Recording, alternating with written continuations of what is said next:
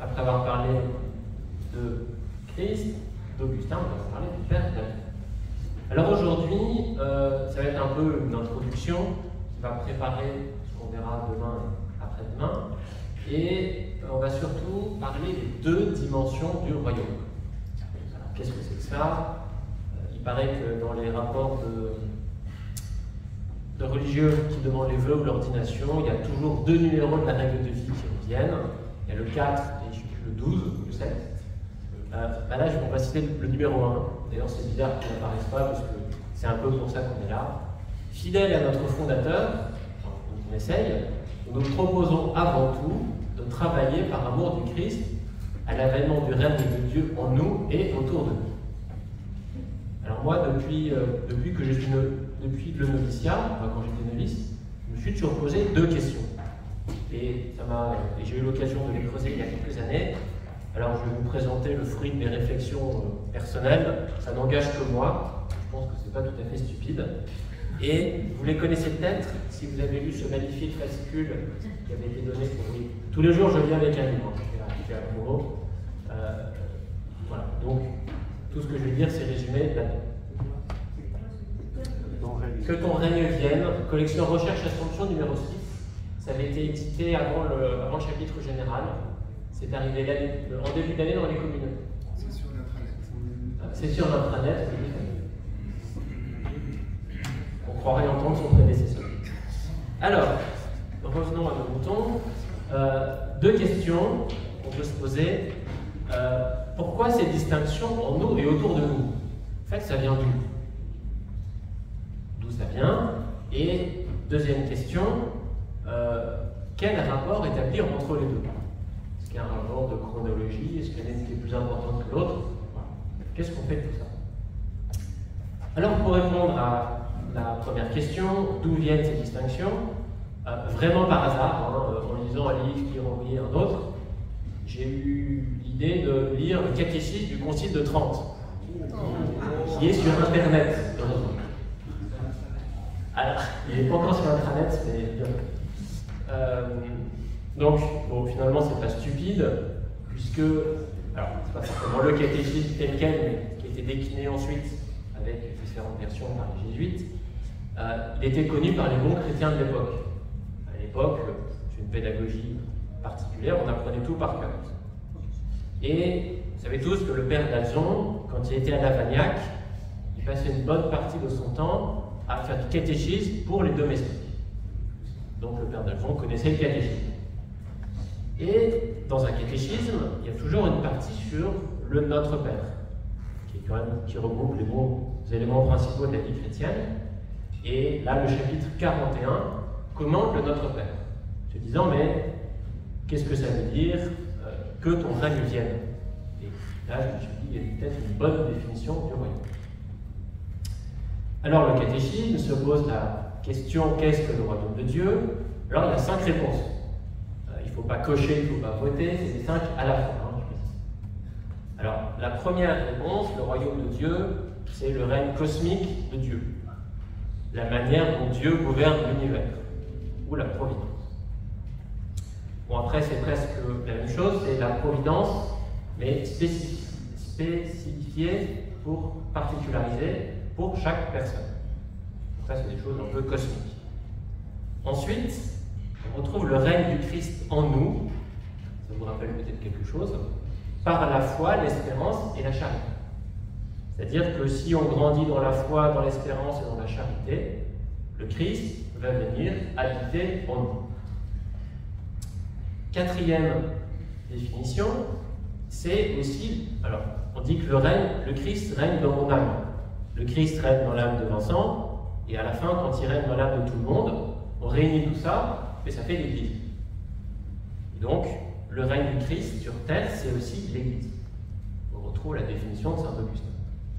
Et dernière chose, on ne l'a pas oublié, le royaume de la gloire, c'est à la fin des temps, quand Dieu règne, Dieu sera tout en tous.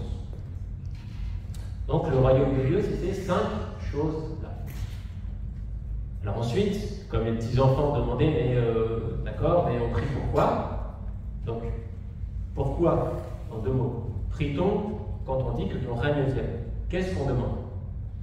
Alors, le catéchisme n'explique pas, bon, c'est moi qui l'interprète, la providence disparaît. Finalement, on n'a pas besoin de prier Dieu de demander à ce que Dieu règne dans l'univers, puisqu'il règne déjà. On n'a pas besoin de demander à ce qu'il veille sur nous, parce qu'il le fait déjà. On ne prie pas non plus pour le royaume qui vient à la fin des temps. Sans doute parce qu'on n'est pas pressé qu'il vienne. Donc il reste deux choses. On prie pour le règne du Christ en nous, par la foi, l'espérance et la charité, et on prie pour l'Église, alors c'est formulé pour que l'Église s'étende et que les chrétiens se convertissent. Donc les chrétiens deviennent meilleurs. Alors moi je retrouve deux choses, le royaume de Dieu en nous et le royaume de Dieu autour de nous. Ce qui explique pourquoi Dalzon a repris ces deux modalités du royaume. Alors, il y a quand même deux éléments qui prouvent que ce n'est pas une élucubration particulière.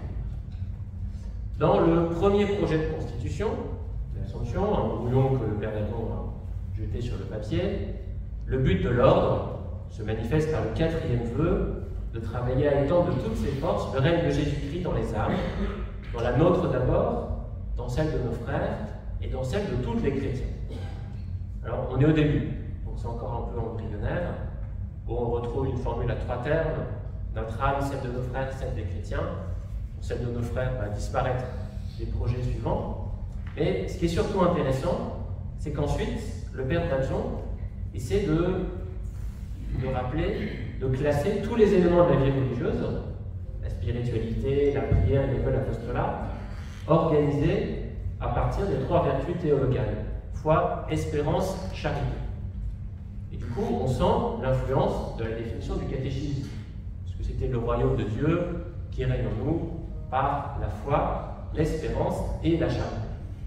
Alors moi, j'en déduis que le père Dalzon, il s'est inspiré de ce que tout le monde connaissait à l'époque, puisque c'était dans le catéchisme que les bons catholiques apprenaient.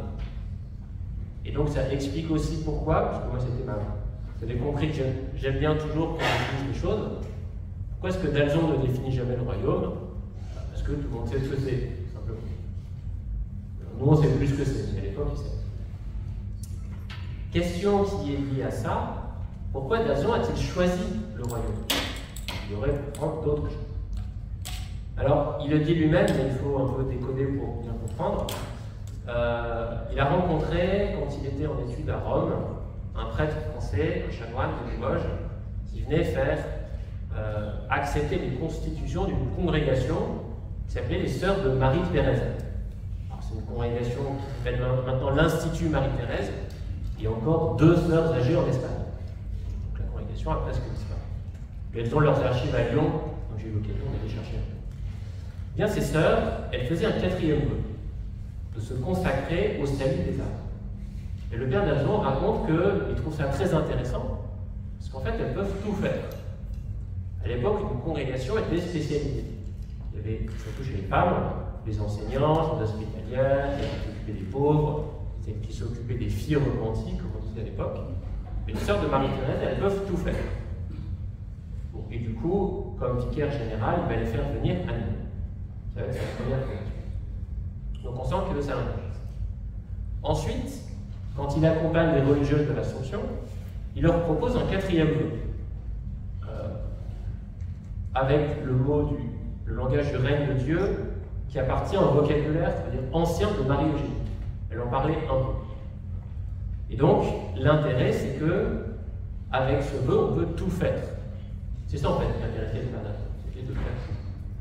Pas n'importe quoi, mais de faire. Et quand on lui demande d'écrire, quand son évêque trouve que la spiritualité de sa congrégation elle est un peu élastique, on ne comprend pas trop ce que c'est, on lui demande de préciser les choses.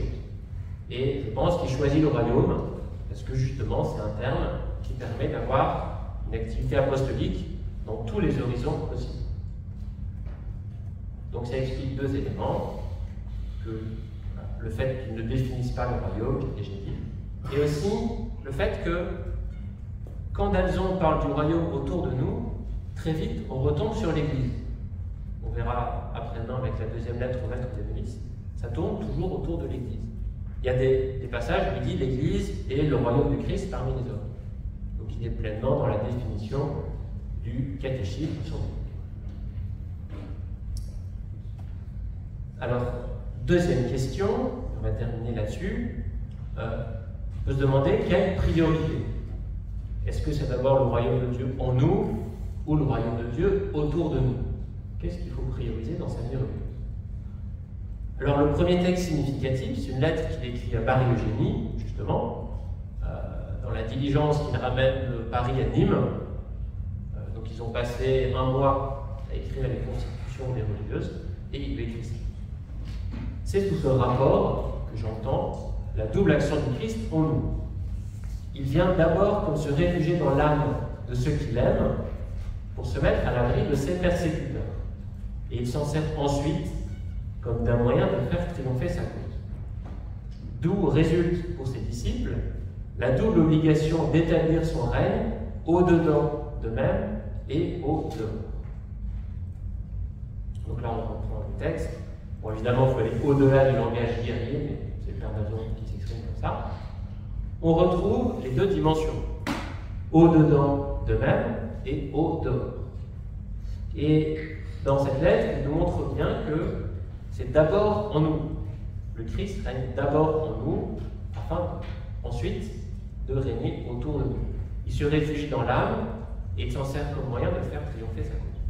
Donc c'est d'abord la dimension personnelle, la sainteté, comme disait le Père Raison, et ensuite qui va se diffuser dans notre action. On peut dire en langage un peu plus moderne, il faut d'abord changer son cœur avant de vouloir changer le monde.